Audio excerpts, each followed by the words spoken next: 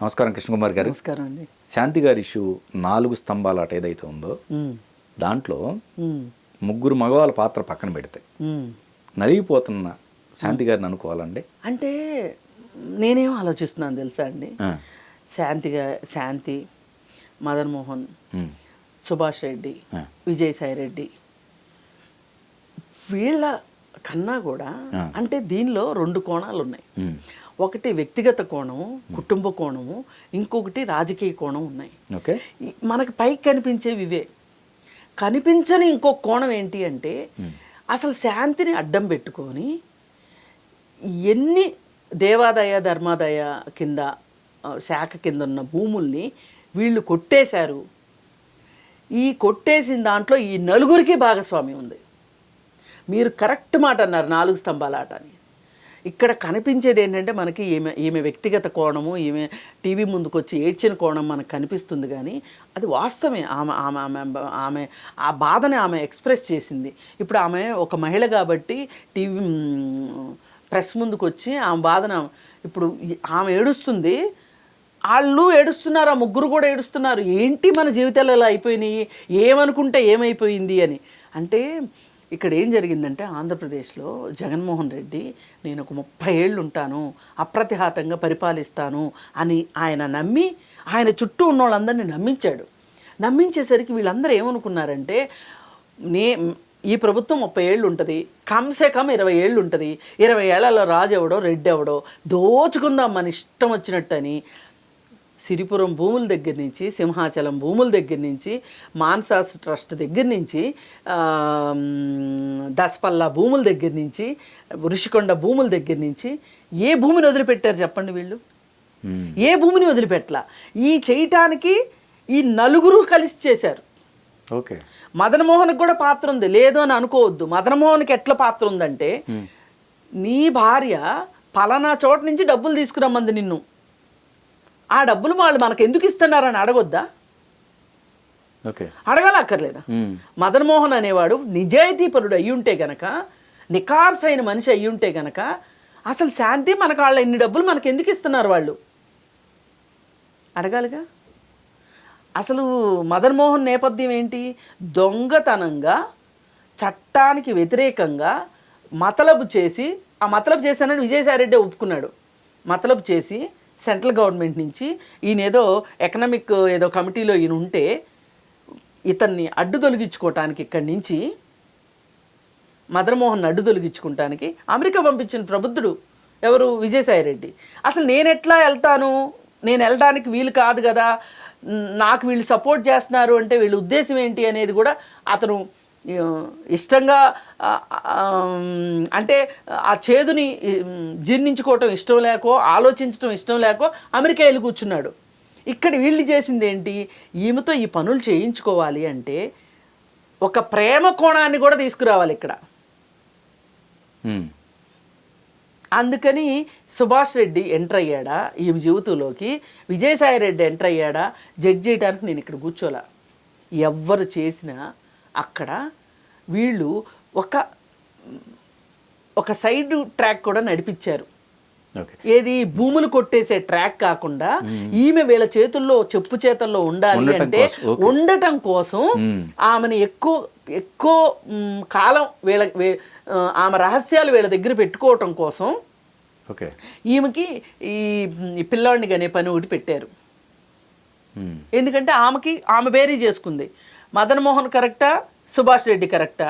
మదన్ మోహన్ తోటి ఉండటం కరెక్టా నా జీవితానికి, విజయసాయి రెడ్డి చెప్పింది చేసి నా వాటా నేను తీసుకోవడం కరెక్టా అని ఆలోచించింది శాంతి కూడా. ఆమె అప్పుడు చాలా తెలివైన నిర్ణయం అనుకుంది. అది తెలివైన నిర్ణయం అనుకొని వీళ్ళు చెప్పిన మాటిని వీళ్ళు చెప్పినట్లు బినామీ బిడ్డను కన్నదా అసలు బిడ్డను కన్నదా అనేది వేరే విషయం. తండ్రి ఎవరు, అసలు తండ్రి ఎవరు, బినామీ తండ్రి ఎవరో తేలకోకుండా ఇంత ముదనష్టమైన విషయాన్ని మనం మాట్లాడుకోవాల్సిన దుస్థితిని కల్పించారు ఈ నలుగురు కలిసి. నా బాధ ఏంటి అంటే అసలు ఈ ల్యాండ్స్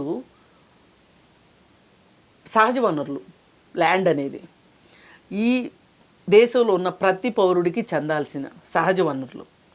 ఏమి విజయసాయి రెడ్డి ఒక్కడే ఎట్లా తింటాడు, సుభాష్ రెడ్డి వాటా ఎట్లా తీసుకుంటాడు, శాంతి ఎట్లా వాటా తీసుకుంటుంది, మదన్ మోహన్ ఎట్లా వాటా తీసుకుంటాడు? ఓకే. చెప్పండి.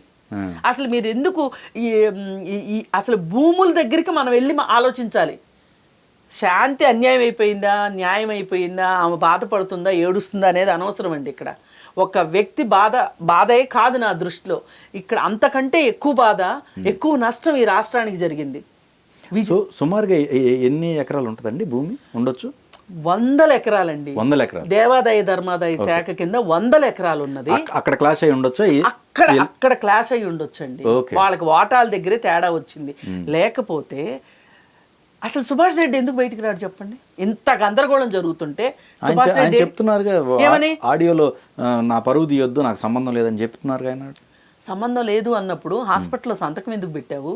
బారసాలకు ఎందుకు వెళ్ళావు? హాస్పిటల్లో బేబీని అంటే హాస్పిటల్లో బేబీని చాలా మంది వచ్చి ఎత్తుకుంటారు, అది నేను తప్పు పట్టను. బిడ్డను చూడడానికి వచ్చిన వాళ్ళు ఎత్తుకుంటారు, అది పెద్ద విషయం కాదు. కానీ దాన్ని ఫోటో తీసుకొని, ఆ ఫోటో ఇప్పుడు సోషల్ మీడియాలోకి ఎలా వచ్చింది అనేది పాయింట్, ఎవరు తీసుకొచ్చారనేది పాయింట్ ఇక్కడ. మరి నువ్వు బారసాలకు ఎందుకు వెళ్ళా? అన్నప్రాసనలకు ఎందుకు వెళ్ళా? దగ్గరుండి ఆ పిల్లోడిని ఎందుకు నడిపిస్తున్నా? నీకేం సంబంధం లేకపోతే? నువ్వు హాస్పిటల్లో హడావుడిగా ఎవరో దగ్గర లేరు, ఓ సంతకం పెట్టయ్యా అన్నారు, పెట్టావు, అంతటితో అయిపోవాలిగా. ఇవన్నీ ఎందుకు చేశా సుభాష్ రెడ్డి అనేవాడు? ఏడు ఇప్పుడు మాట్లాడే, ఇప్పుడు రావాలి కదా. ఓకే.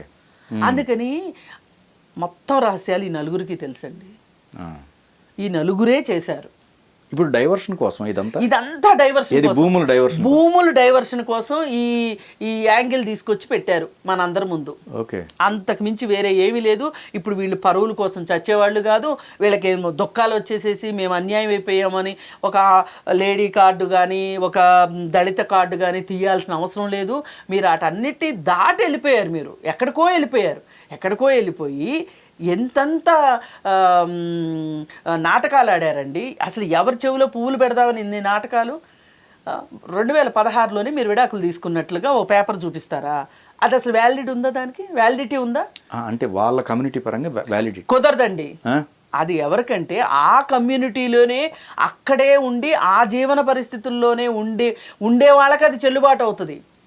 ఈమె దాన్ని దాటి వచ్చేసింది, చదువుకుంది, లాయర్ ప్రాక్టీస్ చేసింది, గవర్నమెంట్ ఉద్యోగం చేస్తుంది. ఈమెకి ఇంకా అవన్నీ ఎక్కడ కుదురుతాయి? 2 అంటే కుదరవండి. ఏదో ఒకటే ఎంచుకో. నువ్వు అక్కడి నుంచి బయటకు వచ్చేసావు, ఆ సమాజంలో నుంచి నువ్వు బయటకు వచ్చేసావు. కేవలం నీ దీంట్లో నీ కుల ధృవీకరణ పత్రంలో మాత్రమే ఆ కులం ఉంది, అంతేగాని నువ్వు అక్కడి నుంచి బయటకు వచ్చేసావు. నీ చెల్లదు. నాకు కొంచెం తెలుసు, నేను చెప్తున్నాను, చెల్లదండి. హిందూ వివాహ చట్టం ప్రకారం మీరు పెళ్లి చేసుకున్న తర్వాత హిందూ వివాహ చట్టం ప్రకారమే విడాకులు తీసుకోవాలి. అది ఇప్పుడు వేసుకున్నట్టున్నారు కాదు. నేను ఇక్కడ ఒక చిన్న కిటుకు చెప్తా. 2016లో రాసుకున్నామని చెప్పారు కదా. ఓకే, రాసుకున్నామని చెప్పారు కదా. మరి విడాకులు అయిపోయిన తర్వాత మీ ఇద్దరు కలిసి బీచ్లో డ్యాన్స్లు ఎట్లా వేశారు? మ్యారేజ్ డే అప్పుడు, మ్యారేజ్ డేకి ఒక రోజు డాన్స్లు వేశారు. ఆ డాన్సులు పెట్టి అప్లోడ్ చేశారు, సోషల్ మీడియాలో వచ్చేసింది. ఆ తర్వాత మళ్ళీ కేక్ తెప్పించుకున్నారు 2021లోనో 2022లోనో. మదన్ గారు, శాంతి మేడం, ఇలా కక్కుర్తి చచ్చిపోను. ఆఫీస్ వాళ్ళు తెచ్చారు ఆ కేక్ కూడా. ఇలా మ్యారేజ్ డే కేక్ వీళ్ళు తెచ్చుకోలే, కక్కుర్తి ఆఫీస్ వాళ్ళు తీసుకొచ్చారు. ఎందుకంటే శాంతి మేడం అని ఉంది దాని మీద, మీరు గమనిస్తే.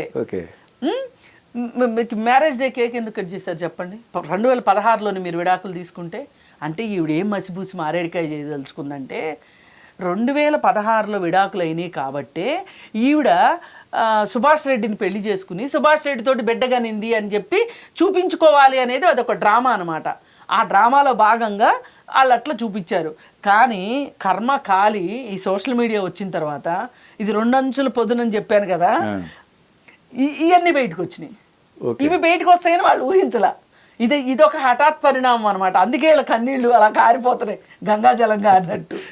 అందుకని ఇప్పుడు ఆయన మదన్ గారు కోరుకుంటున్నారు కదండి, నాకు DNA టెస్ట్ జరగాలి. ఆయనకి ఎందుకండి? అసలు నువ్వే తండ్రివి కాదని నా తల్లి చెప్తుంది.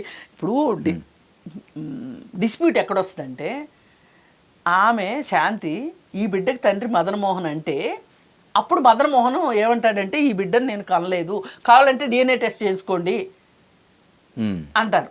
ఓకే. శాంతి అసలు ఒకవేళ మదన్ మోహన్ పారిపోతుంటే ఈ బిడ్డను కని శాంతి అడుగుతుంది, నా బిడ్డకి తండ్రి అతనే, కావాలంటే DNA టెస్ట్ చేయండి అని. ఇలాంటి పరిస్థితే లేదు ఇక్కడ. శాంతి ఏం చెప్తుంది, నా మదన్ మోహన్తో నేను ఈ బిడ్డను కనలేదు, సుభాష్ రెడ్డితో కన్నానని చెప్తుంది. ఓకే. ఇప్పుడు ఆమె ఏమన్నా చొక్కా పట్టుకోదలుచుకుంటే, నిలదీయదలుచుకుంటే సుభాష్ రెడ్డిని లాక్కు రావాలి, DNA టెస్ట్కి ఆమె పిలవాలి. ఈయన కాదు చిటికలేసి DNA టెస్ట్ అంటానికి. అసలు ఈయనకి ఏం హక్కు ఉంది? అసలు ఈ ఇద్దరు కాదండి, ఇంకెవరో సమెక్స్ ఉన్నారు ఆ బిడ్డకి తండ్రి. నీకేంటి పని, నీకేంటి నొప్పి? 2016లో నువ్వు విడాకులు తీసుకున్నావు, నీకెందుకు బాధ? నువ్వే చెప్తున్నావు కానీ ఆ బిడ్డ కాదని, ఇంక నీకెందుకు? నీకు అక్కడ ప్యూర్గా మీ మధ్యలో నడిచింది డబ్బు, అన్యాక్రాంతమైపోయిన భూములు. ఇదంతా చిద్విలాసంగా చూస్తున్న జగన్మోహన్ రెడ్డి వీళ్ళందరినీ మించిన దోషి. వీళ్ళందరూ కలిసి గూడు పుటానీలాగా అయ్యి రాష్ట్రాన్ని దోచుకుని తిన్నారు రాబందుల్లాగా. ఆయనకి రిషికొండ ఇచ్చేశారు, ఈయనకి దసపల్లా భూములు ఇచ్చేశారు, ఇంకోళ్ళకి ఇంకోటి ఇచ్చారు, ఇంకోళ్ళకి ఇంకోటి ఇచ్చేశారు. మరి మోడీ గారికి ఏమి ఇచ్చారో మనకు తెలియదు, ఇంకా అది కూడా బయటికి రావాలి.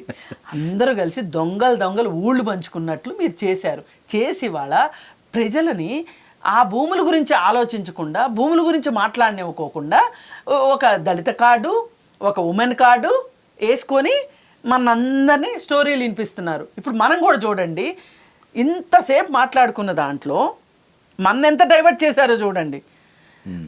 భూముల అన్యాక్రాంతం గురించి ఎంతసేపు మాట్లాడాము మనం, అది లేదు సబ్జెక్ట్లో.